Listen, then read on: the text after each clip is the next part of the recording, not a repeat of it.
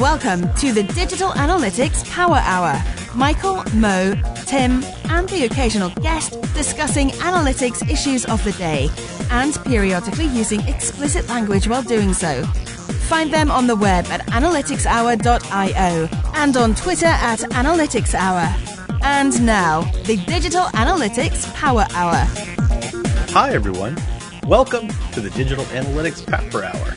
This is episode 148. Spend any time amongst the Americans, and you'll find that the second favorite sport that we have is figuring out election possibilities. Number one, of course, being attempting to model out pandemics.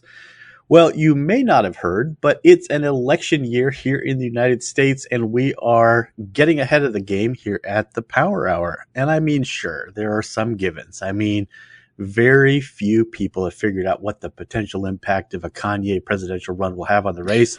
But in this time before the conventions, or right during the conventions, I guess, it looks like Biden versus Trump. Hey, Mo, you take a pretty keen interest in the political realm, do you not? I do, unfortunately, right now, I guess. But yes. Sort of a morbid fascination. Yeah, you can't look away.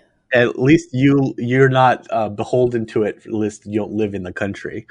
And Tim, you listen to so many podcasts, you can't help but be well informed about politics. Am I right? I mainline politics podcasts through both ears. That's awesome. And of course, I'm Michael Helbling, and I have won 2 popular votes in my lifetime. Okay, we needed a guest, someone who could help us figure out who has got the leading edge coming up to November. So, Elliott Morris is a data journalist at The Economist. He's also the author of the Crosstab newsletter. He specializes in polling and predictive analytics. He came to notoriety for his excellent forecast of the blue wave in the 2018 midterms here in the United States. And today, he is our guest. Welcome to the show, Elliott. Thanks, y'all. Thanks for having me.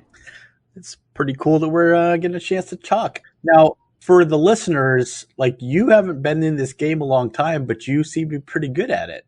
What's your secret? Well, I don't like to toot my own horn. And, to be fair, I haven't been doing anything that long because I'm so young. But I like doing it. It seems to work out okay, I guess. Maybe replacement level at least, so... But how did you stumble into it? I mean, you were at Texas Hook'em Horns. Hook'em. But you were like an undergraduate, and it seems like you kind of drifted into this. You sort of found this kind of forecasting politics. Like, how does that happen? I'm trying to think back to that point in my life, and certainly had not found something as kind of niche and, I guess, in hindsight, cool. I think it being an election year when I took statistics and political science courses probably, had a non-zero effect on the trajectory. But, I was always interested in policy growing up. I did high school and college debate. And so this probably came a bit naturally to me. And who knows, it might not be the only career I have, but it seems like to be a good one for now. So it does, but I also feel like there's so much pressure because it's one of those things that the polls and the outcomes of your work are so influential to so many people. Do you feel this sense of responsibility, or like, how do you manage that? People are making big decisions. Yeah, the way to manage it is just to do the best work possible, I guess. We have a lot of people who work on the election forecast at The Economist. It's not just me. And so though I am one of the more public figures of it, I'm the one who comes on lots of the podcasts and stuff. It's a group effort to try to make sure we're right and, so we don't impact people's behavior poorly, and to share a bit of the pressure. You're right. It's a pretty public business nowadays. Well, how do you think about, or how do you approach, I feel like this is one of those things that even on the marketing analytics side, we sort of grapple with the same thing, in that fundamentally we're dealing with a lot of uncertainty and probabilities. And it's like, back in if the weather forecaster says an 80% chance of rain and it doesn't rain, there's this tendency to say the forecast was wrong. It's like, well, no, it didn't say it wasn't going to rain. It said there's an 80% chance that it's not going to rain, and pointing back, or 80% chance that it is going to rain. So it's okay. 20% of the time it won't. And, maybe pointing back to 2016 and really the first time I read even before that, Nate Silver's the Signal and the Noise, talking about this idea of uncertainty and what probabilities are and what forecasting actually is. I mean, how much do you wrestle with that, trying to, yes, we're visualizing it with intervals and trying to represent things as being probabilities, but is your audience really there? Do they understand that? Are there sort of tricks or thoughts that you have as to how to help kind of educate the masses in that this is not math, it's statistics, it's probabilities? Definitely hand wringing. Yeah, look, probability is a hard concept. We can only really hope that the more people see probabilities and are exposed to data literacy, though that's kind of a bad word, I guess, on here, that they can come to understand it. We also, at The Economist, are pretty empirical thinkers, so our readers are used to, thinking about things with data. And so our target audience, we think, is pretty well prepared for thinking about these sorts of things. And we think, frankly, even if everybody can't understand it, the people who are making decisions based off of these data, the best analysis possible. So we're going to give it to them. But yeah, it's not perfect, and there are tons of caveats just to forecasting in general, but also some of our other modeling work that we do at The Economist. We try to explain it the best that we can, and we hope that we do the best job. And if we don't, we hope people hold us accountable so we can be better next time. So at the moment, the company where I work, I guess we're like still on a bit of a journey. I hate that word. And also data literacy is, its own myriad of complexity. But one of the things we're trying to work on is getting better when we forecast at giving ranges. And I have a few juniors in the team who are like really, really new. And they're kind of like, well, this is the range, but, this is the forecast number. And I'm like, don't give them the number. Just give them the range. Because if you give them the number, they'll take the number. And trying to explain these concepts to a newbie, but then also I'm like, we've got a clean slate here, right? Like we get to pick how we educate our stakeholders. And if they get used to seeing a forecast as a range, like that's probably a good thing. I'm just curious, do you think that's the right approach? Or like, I'm trying to get our stakeholders used to the idea of, probability and uncertainty and the fact that we make the best estimate possible, but I'm just not always sure if I'm going about it with the right tactics. And I feel like if, you've probably nailed this. I don't know if we've nailed it, but I think the range is more important than the point estimate. So if you're giving them the full range of the outcome variable, that's better than just telling them the thing that's most likely, especially if there's a ton of uncertainty like there is in an election. So today, for example, if we were telling people Joe Biden's going to win by 8 points, they might just think, I'm not going to go vote, right? But if we tell them Joe Biden's going to win by 8 points, but he might only win by 1, and we launch into our electoral college spiel and we say, because these Midwestern states are like more Republican and the United States has this weird system of electing presidents that makes the modeling a lot of fun, but might not make the political system that fun, then he might lose. Then they might go out to vote. So yeah, I think ranges are good. So do you grapple with that? I mean, even going back years before there was the volume of data and the speed with which the data was coming back, I mean, there was always the newscasts aren't going to announce the results until the polls close on the West Coast because they don't want to have people think they don't need to go vote. Now it's kind of moving even, before the election, that the forecasts, the possible outcomes, the ranges are getting narrower as it gets closer. Is there a grappling with the how to communicate that, hey, you still need to go vote, or actually even potentially holding back information because you're concerned about that? I've made it a habit not to say this is uncertain, go vote, but regardless what the data say, go vote. Because even if it's a certain outcome from a data perspective, and nothing's really certain because whatever models are only as good as their inputs, and like maybe something happens the day before election day that the model has never seen before, like a nuclear attack or something, right? The probability is low, but in case that happens, anyway, we want people to vote no matter what the forecast says. We want them to exercise their civic duty. So yeah, we just tell them that up front. I've been wondering for a while whether or not we should put this disclaimer on our website. It's probably too much information for some people. They're just going to vote anyway, and it's not super germane. But on Twitter and stuff, on social media and on interviews, I always say, no matter what the forecast says, vote. And on the other hand, right, if a bunch of people aren't voting, then the forecast also has the higher chance to be wrong too. So we're a bit self-interested in telling people to vote. That's right. If everybody will go vote, we'll be right. Yeah. The other thing is that not a whole lot of people actually see these models when you denominate out of the entire U.S. public. Our forecast, I think, has a couple million views, maybe at most. It's been up for a month and a half now. By election day, I think a unique number of people who might see it's like 5 million. That's enough to change the outcome if they're all in Midwestern states, but they're not really. Most of them are from population centers that are well educated or around the world. So the idea that the forecast has a determinable influence over the outcome is, sort of up in the air. We try to be careful. I doubt that the forecasts are changing results of elections, though. So it seems like data journalism or political data journalism forecasting would be ever increasingly challenging when it comes to sort of what you're doing now and looking at the factors of these things that seem like really complicated in 2020. It's a hyperpolarized audience. There presumably is, once again, more data than ever available. There are more attempts to kind of manipulate the electorate, be that, legally through, domestically or internationally through whatever means. Then you throw in like the black swans, like COVID-19, which presumably kind of throws more wrenches into the ability to forecast.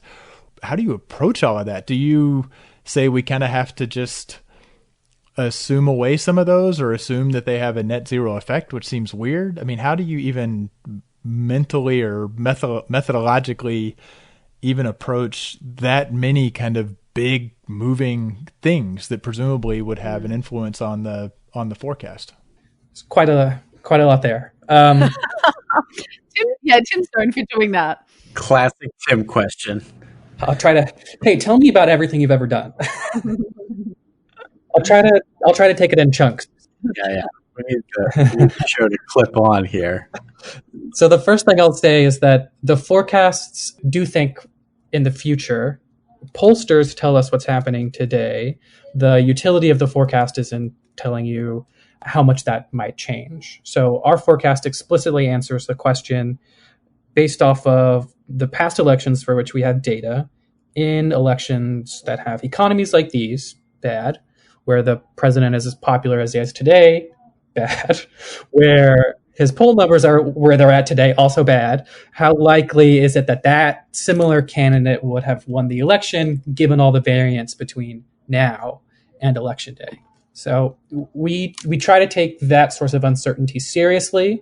There's a very public discussion right now about how much variance should be in that model. It seems like in recent elections, because we're in a hyperpolarized time, like you mentioned, that variance is lower than it has been in the past. And maybe that's also because polls have gotten better, so it artificially looks like the public moves around less. I think it's obviously a little bit of both of those, or maybe a lot of one and a little of the other. We don't really know because the sample size for elections is like 18.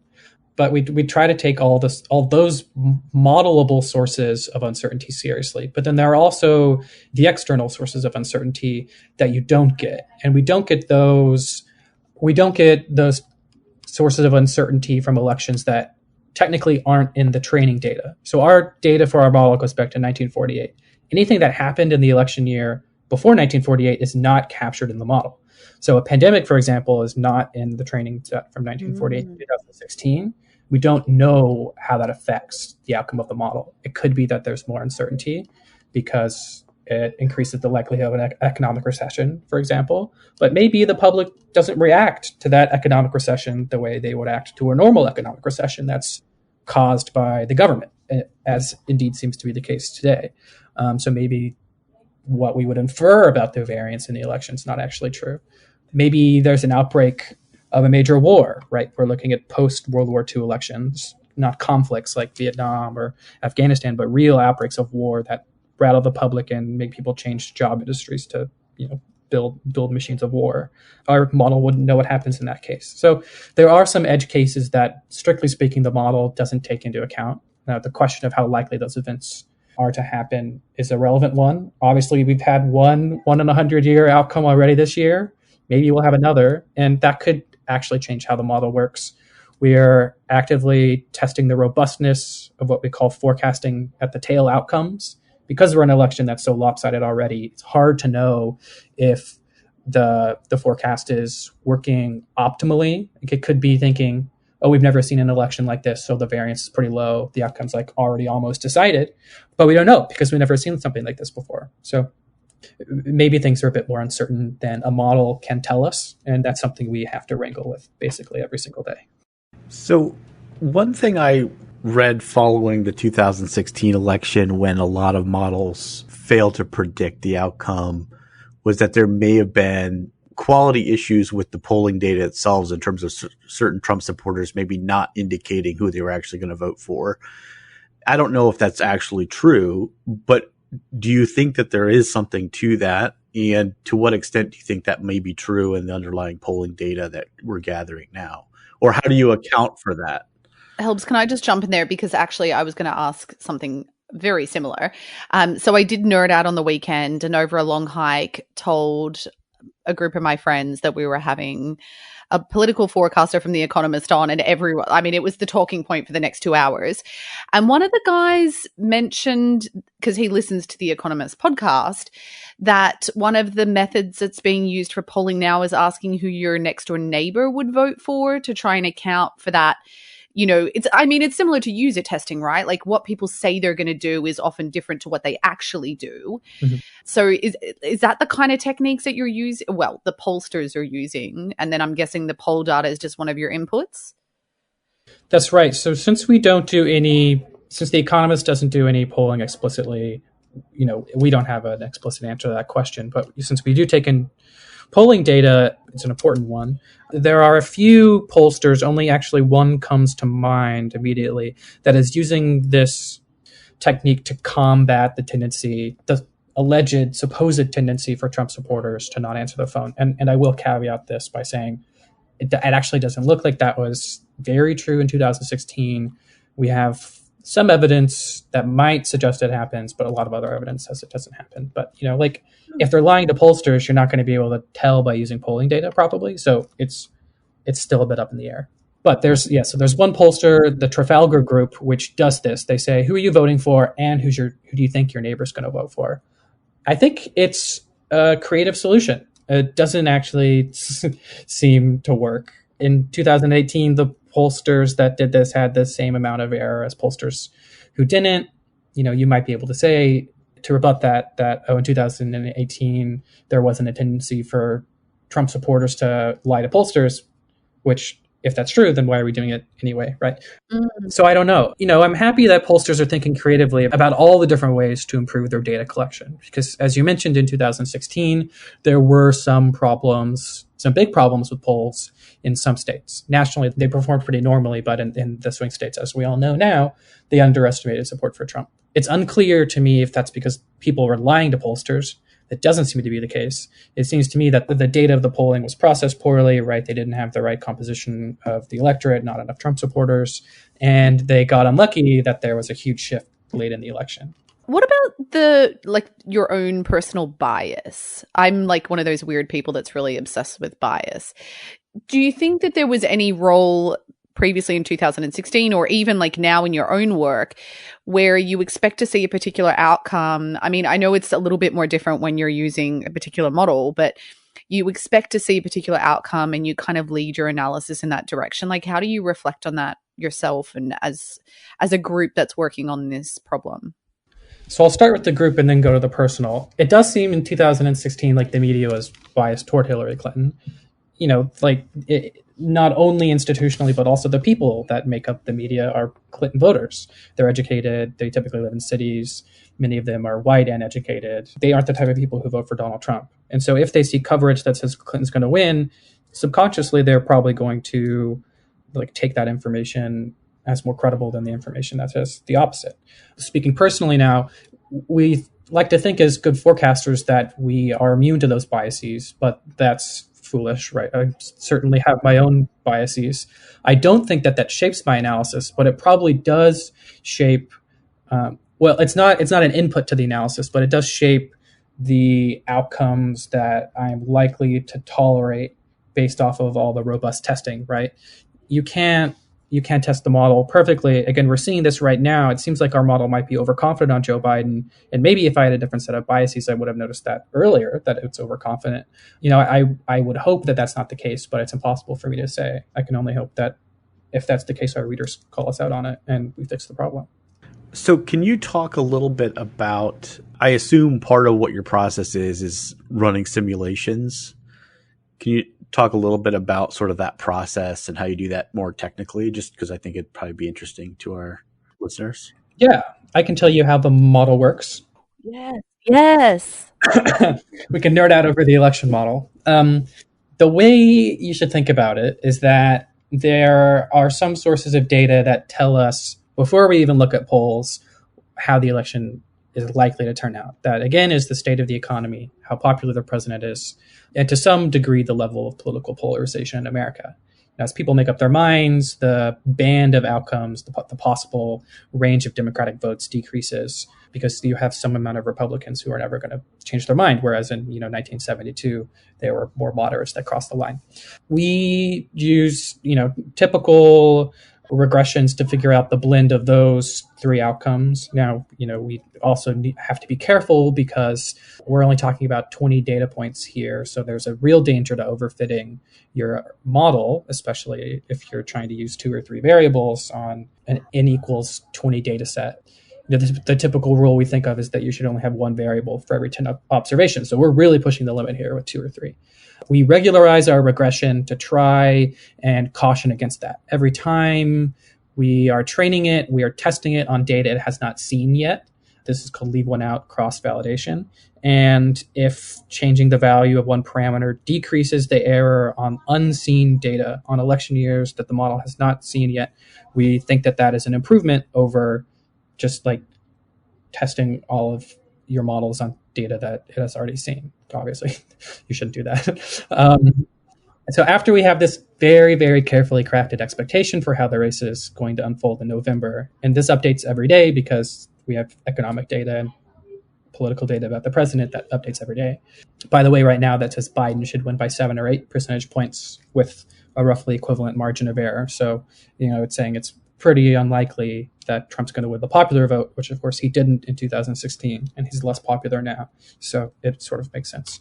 After we have that prior expectation for the race, we add the polling data on top of it. And then that's sort of where we start simulating outcomes. So we use a statistical procedure called Markov chain Monte Carlo, which I am not going to attempt to explain to you here. Not because I don't think you'll understand it, but because I'm not a good enough teacher for like high level Bayesian statistics of that sort. I can, however, explain to you how the model works. So we're going to tell our model, right? Like take, March 1st, 2020. We are going to tell you what our prior expectation of the race was, and we're going to give you the model, all of our polling data up to this point for every single state. We're also going to tell you a little bit about how those states relate to each other. So we know, for example, that Michigan and Wisconsin and Minnesota all have a lot of white people. They're not super conservative as they are in the South. They're not that religious. Anyway, so states that are similar to another should vote similarly. And also they should move similarly throughout the election cycle. So take all this information, predict what's going to happen on March 1st, and then go to March 2nd. And if you got a new polling, if you got a new poll on March 2nd in Michigan, that's better for Trump, bump up his percentage in Michigan and also bump up his percentage in the states that look like Michigan.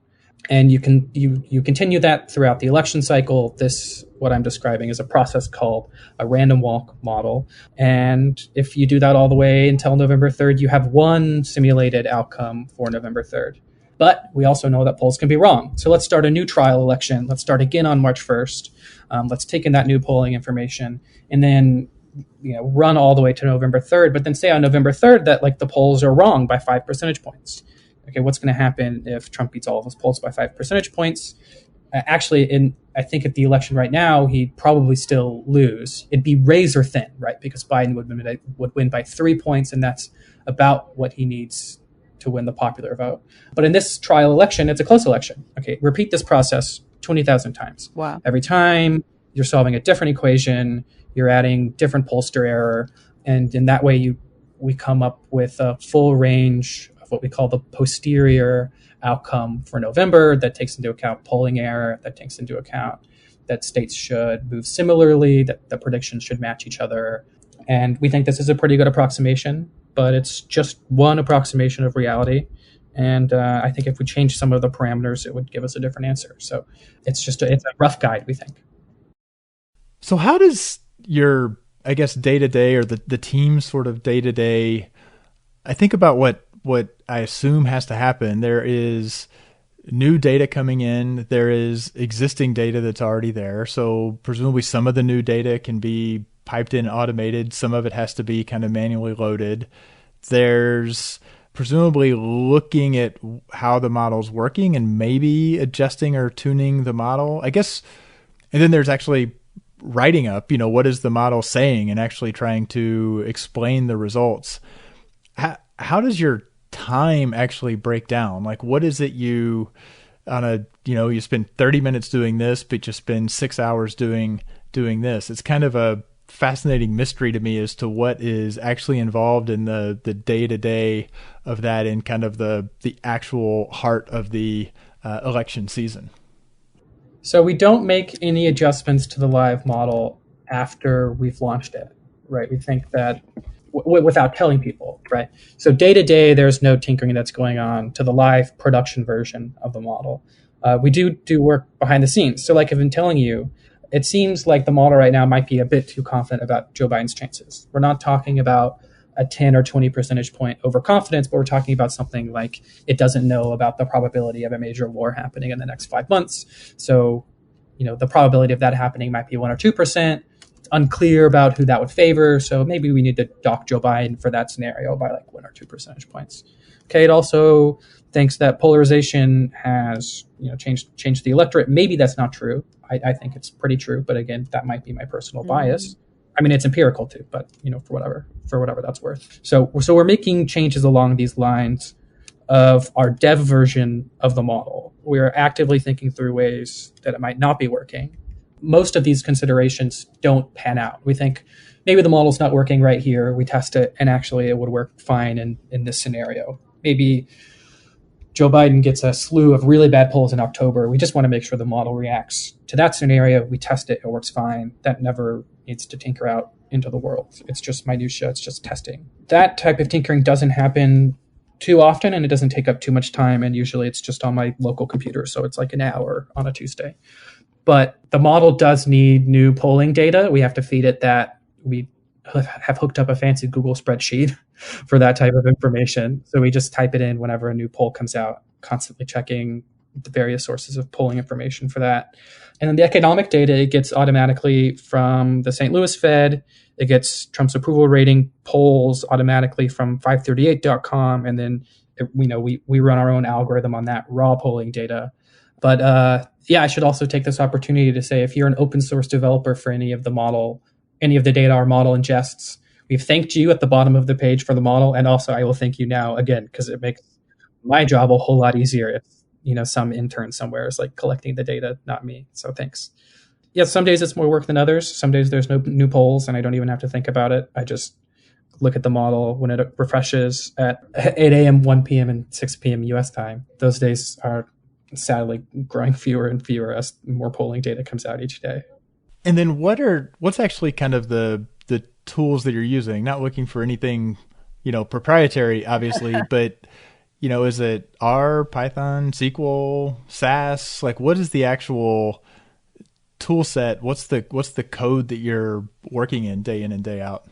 So first off, our model's on GitHub. You can download it and play with it yourself. It's entirely open sourced. I think we are one of the first major news outlets to do that. And there are something like 538.com that maybe isn't quite as open source, and maybe have some thoughts on that as well.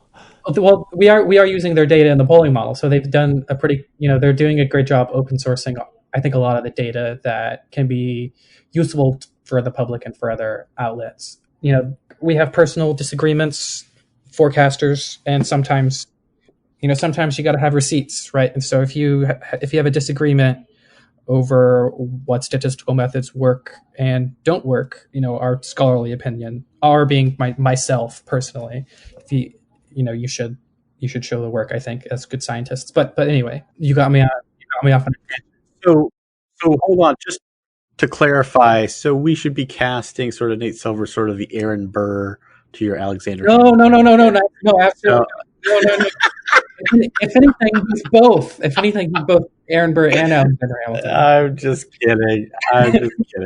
But but the models written in R mostly. The fancy Markov chain Monte Carlo process I've described already is in Stan, which is very hard to read, and I don't recommend you open the Stan file unless you know how to read Stan yourself.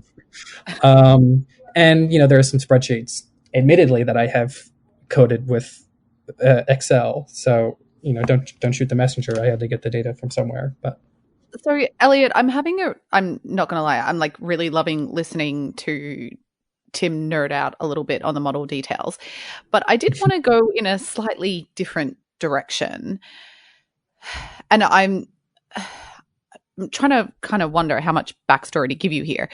So in your presentation from a little while ago, you have a point about not acting certain. Now, I'm really struggling with this one because I feel like in every other space where we work with data, I wouldn't say that you act certain, but you need to act confident. In fact, it's like something that I'm actively always trying to work with our junior team members on, is because confidence helps people, I guess, take your recommendations seriously, act on your data. And I feel like your field is like the one place where you don't want to be overly confident. But in the rest of the data world, like, I don't know, we kind of talk about it as like white dude energy. Like, you just have to be really confident in your recommendations. And it's actually something that I had to work on a lot myself, because I came from government where they actually want to understand a lot of your uncertainty and your concerns. And then you basically just give them the information and they make a decision. Whereas when I moved to the private sector, I found that they kind of wanted you to make the decision for them. They wanted you to be like, here is what I would do in your shoes. Here's my really strong recommendation. And I feel like it's just like this constant balance that I'm trying to walk. I suppose I'm just really curious to hear about your own experiences with this, because it sounds like the work you do is the complete opposite. I wouldn't say it's the complete opposite. I'd say there's a difference between acting certain and having false certainty about whatever conclusion the data is leading you to. So in the forecasting space, as I mentioned, there's lots of caveats to what we can actually know about voter behavior or about presidential elections and thus how people are acting. There's all these caveats about whether or not a large unforeseen event could happen over the next 6 months. And the model really just can't take that into account if you're running the typical frequentist tools of inference, or you're not explicitly telling your model that your model wouldn't otherwise know about these things existing. If you do that, if you're not cutting corners, if you've coded your model correctly, if you've rigorously tested it over your train test validation sets, then I think you can act confident. I still don't think in the world of political inference that you can ever really be that certain about something. You can probably be certain that in America right now there are more Democrats than there are Republicans, but that's only because we have hundreds of surveys about this, and there's like other tangential data sources like president's approval rating that suggest that that's true, but you probably can't be sure about what's going to happen like 5 months from now. So anyway, so there are multiple sources of uncertainty in our work that's probably different than typical data work, right? That's forecasting into the future. That's not having a whole lot of data. If you have a source of big data that tells you what web page works better than another in A/B testing, I think you can be certain about that. Do you think maybe it boils down to like being confident with the level of uncertainty that you're facing? So I think, yes, I think you can be confident about your model if it is built correctly. And in the case of presidential elections, you just have to be really careful in how you construct it. Even the best models have blind spots. Ours seems to have some blind spots that we're trying to address, and it's a question of how big those blind spots are. So, like, if you don't know how the electorate is going to respond to a nuclear attack in San Francisco, and you think that that's a event that has a non-zero probability, you have to guess about it. And if you're guessing about it, then you can't be certain. But you can be confident in all the work you've put into figuring out what happens in that scenario, or you can be upfront about what sort of uncertainty that introduces in your model. And so long as you've done that, then you're not suffering from false certainty in your outcome. What I'm really worried about in presidential election forecasting is that there's a bunch of people who are falsely certain, that they haven't done the work properly. They've run like one or two regressions. They think they know a lot about the world, and that bleeds into their forecasting work.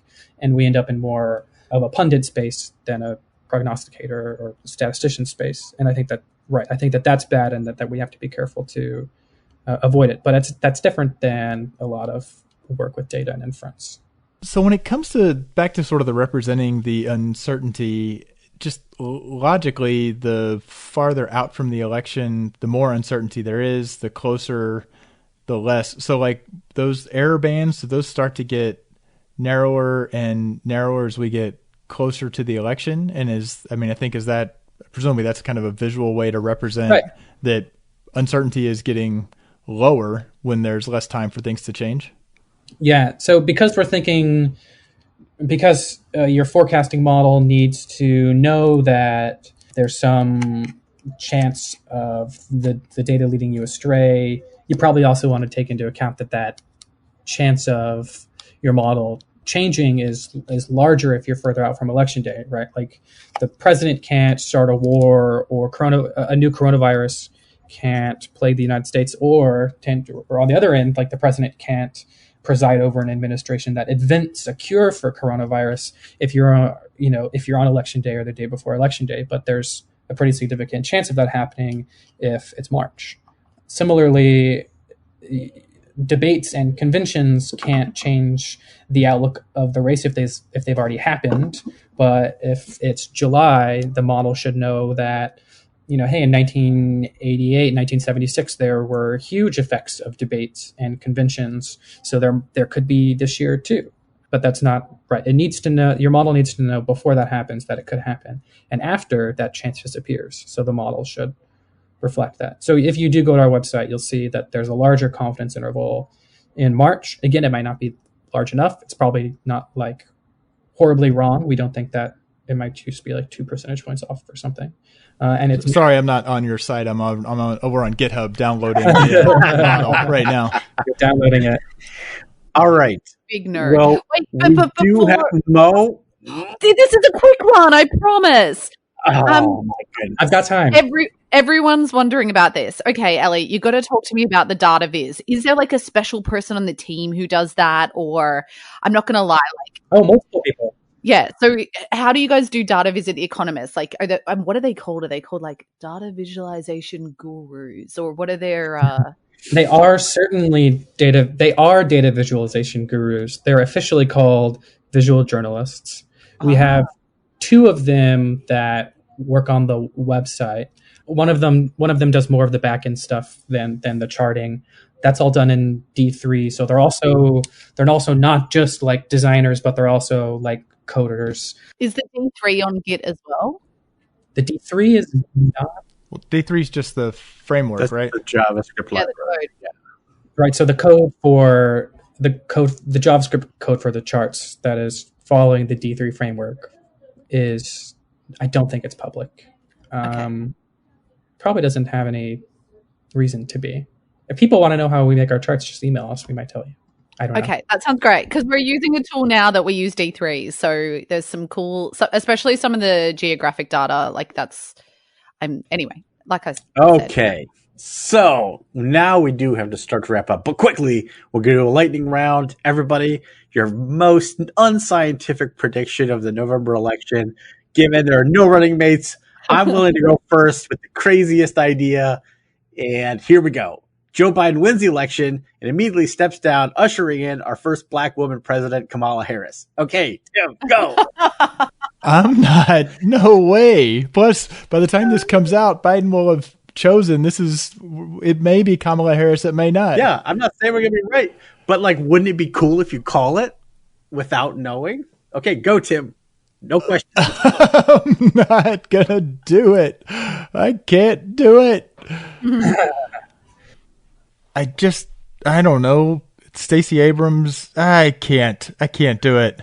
It's a game. It's not a prediction. It's intriguing as a game, but every time I'm thinking of a scenario, I'm like, that probably can't. That's probably not going to happen. So yeah, I'm trying to pick one that like might happen. I'm trying to optimize the probability of the event I pick. I can't think of one though. You're gonna have to go to Mo first. All right, Mo. Oh, I'm not. I am so not doing this. Like I cried last time I got it wrong. If you could come up with one where Andrew Yang somehow gets in there, I think that would be pretty popular. I can't. No comment. I like my Biden Harris idea. I like it. It's a pretty mainstream idea, though. Well, except for he immediately steps down. Like that's not me. I think I could. I think I would do that with a twist, though. And then he's like, "Hey, first woman president, let's do it." So I don't actually know what the Constitution says about that. You have to be elected by the Electoral College. So you'd have to wait until December, 12th to do that. Yeah. I would definitely advise him if he's going to do that strategy to do it post inauguration. Transition power, then step down. All right. So really nobody else is going to have the and listen, Mo, I call it having Beyonce energy. Thank you. Oh, I love it. But also, I'm just going to +1 your idea because I really like the sound of that, even though the probability is probably very low. Okay. Well, all right. But I think it would actually be more maybe a year in, and then Biden would say, "Okay, I'm not going to run again. I'm going to take on the most like politically brutal things. I'm going to champion those. I'm going to give to the VP some stuff that are like meaningful that she could kind of run with and win. I'll provide political cover because I'm making myself a lame duck and kind of really setting her up to run successfully in 2024. Yeah. Wait until after the midterms and then do it. Oh, yeah. Or right before the midterms. Okay, now I'm +1ing Tim's idea. Which is just riffing off of my idea. So. Yeah. All right. Nobody's counting electoral votes. This is just wild speculation. I can understand, Elliott, given your profession and your professional responsibilities, if you do not wish to engage in such speculation. It'd be offline. There you go. That's right. Part of mine is also that Bitcoin becomes like the default currency of the United States. So like there's a lot that goes into it. No, you're one of those. Okay, no, I'm not. Hey, by the way, we are running a special at the Power Hour. If you give us 1,000 Bitcoin, we'll give you 2,000. Okay, no. Let's do last calls. That's what's super good about this show. Is we do like to go around the horn, share something we found interesting, we think might be of interest to our listeners. So, Elliott, you're our guest. Do you have a last call you'd like to share? I'll share 2 last calls. I'm reading a book by a historian named Sarah Ego about the history of polling and surveys, statistics really about Americans, the rise of viewing Americans as a mass public, called The Averaged American, which is really good. And then I'm also reading Lord of the Rings for the first time. It's been a year and I'm halfway through the second book. It's great, but it is a lot. So now, had you already watched the films before doing this? No, I haven't seen them yet, so no spoilers. Okay, no. I think you're doing a great thing for yourself and for the future of the country by doing it that way. So yeah, I was really inspired by Stephen Colbert and his horrific knowledge about Tolkien. Yeah, he's way up there. All right, Tim, what about you? What's your last call? Well, I could do the second book in the Stormlight archives. Actually, that's courtesy of you that I've just started reading. Brandon Sanderson. That's a reference to the past episode, Elliott. It's the first one, though. Oh, look at that. Oh, nice. Yeah, it's the first book in the Stormlight archives. Yeah. So my actual last call is Adam Ribideau, past guest on the podcast.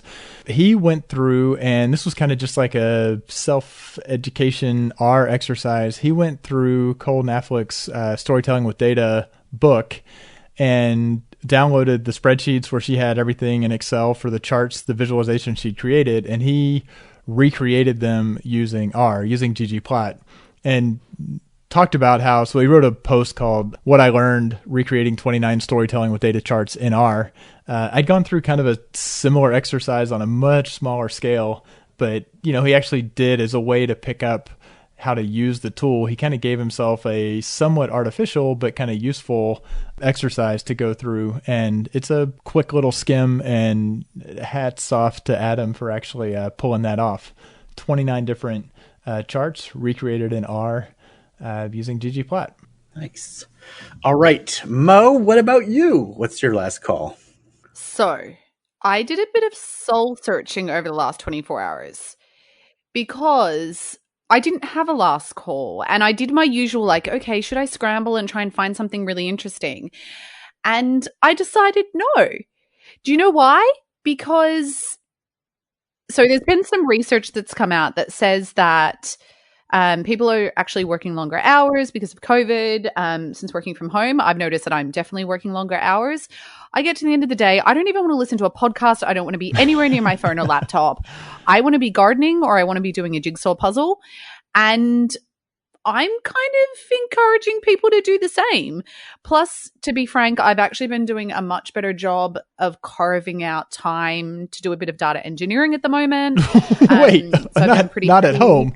On the weekend? No, this is during work hours. Settle down. Okay. So I've been spending a lot more time learning DBT. And so I'm kind of like, you know what? It's totally fine that I'm not reading nerdy data stuff on the weekend. And so I'm abstaining. I love it. And that's great, because now you're paving the way for those others of us, Mo, who also from time to time are like, what is my last call? I don't know. No, but I just feel like sometimes from the outside, it looks like people always have it all together. And I think it's really important sometimes to see that, sometimes people don't have it together. Sometimes people, need a freaking break. And yeah, that's cool. Technically, Mo, you're kind of stealing my thing. That's sort of I'm the one who doesn't have it all together. So I try to be that guy. So, no, I do not have, well, actually, sort of. It's a GPT-3 last call. So recently, OpenAI put out into beta a new version of their, I think it's like a text AI model called GPT-3. And it's doing some really crazy, interesting stuff. So it's still pretty limited who's got access.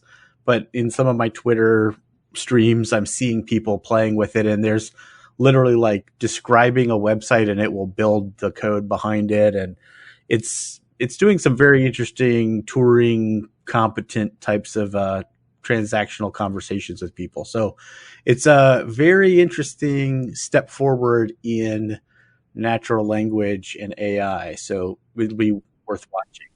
Is that the same one that the New Yorker or something? It actually had it write an article or started it. I think Yeah, I mean it's similar stuff, but I don't think that particular one is based on GPT-3. I'm not sure though. We had GPT-3 or GPT-2, I think, write an article for The Economist GPT-2 in our Christmas edition. It was nonsense because it doesn't know facts, but the semantics of the sentence were incredibly accurate. Yeah, but it was just making up stuff. Yeah. GPT-3 is a big step forward, and there's a lot of excitement about what it can potentially do in terms of popping up more chatbots when you visit websites, probably. I don't know. But yeah. It's going to take my job one day. Yeah, taking all of our jobs away. But I think then UBI, so maybe it'll be okay. All right. We've got to wrap up. And it's always great to hear from you, the listener. And you're probably listening to this and saying, well, I think the forecast should be modeled this way. And you just found out there's a whole GitHub repository you can go download. So after you download that and run your own models, then send your comments and questions. No, just kidding. We would love to hear from you. And the best way to do that is through the community on the Measure Slack or on Twitter or in our LinkedIn group. And Elliott, you're also on Twitter as well. Is it at G Elliott Morris? Is that? I'm on Twitter far too much. But if you have questions for me, which are insightful, you can send them to me at G Elliott Morris. Yeah. G Elliott Morris. Perfect. So, and it's a great follow on Twitter as well. And also you could probably subscribe to his newsletter, the Crosstab. He's obviously busy with an election, but it's something that you should probably keep up with. Okay. Elliott, thank you so much for being on the show. It's really been a pleasure to discuss this stuff. I love the passion that you're bringing to it and the intelligence. I feel like election forecasting is in pretty good hands. I was worried, but now I'm feeling better about it. No, I'm just kidding. Well, I'm happy to be here. I'm the least qualified person to tell you anything about whether you're doing a good job or not. It's true. I don't know anything about it. I just like reading the stuff that comes out. I'm a big, I like the outputs. So anyway, obviously no show would be complete without making mention of our excellent producer, Josh Crowhurst. So Josh, thank you for everything you do. And obviously, no matter what election results or the modeling says, I know I speak for both of my co-hosts, Tim and Mo. I tell all you analysts out there, keep analyzing. Thanks for listening. And don't forget to join the conversation on Twitter or in the Measure Slack. We welcome your comments and questions. Visit us on the web at analyticshour.io or on Twitter at analyticshour. So smart guys wanted to fit in, so they made up a term called analytics. Analytics don't work. Analytics. Oh my God. What the fuck does that even mean? I need to know how fast news travels. Did you guys hear the story in Tasmania about a great white jumping into a boat, picking up a 10-year-old kid and dragging him into the water? Like straight up from Jaws. Yeah, actually. And I was like really skeptical. I'm like, this is a load of shit. I bet you he was gutting fish. Like the shark jumped in and then like knocked the kid in the water. And all accounts are like, no, he was not gutting fish. No, he actually like went for the kid, pulled him into the water. And then the dad jumped in and apparently scared a great white. And then he swam away. Anyway, I'm really scared. I don't know why there's all these shark sightings going on and everyone keeps sending them to me, which I'm not cool with. I'm like, I don't need to see it. Mo, there are times when somebody says something and I had not turned on the recording yet. And then there are times when I managed to turn it on, like right now, where I got all of that. So in answer to your question, Mo, no, I had not heard that story yet. And I have a couple questions. Okay. No, I'm just kidding. Yeah, but I also just think Australian politics are really boring. Because it works so well. Well, in comparison. Well, but hey, at least the sharks aren't, though. So, Rock flag and multi-level regression and post-stratification.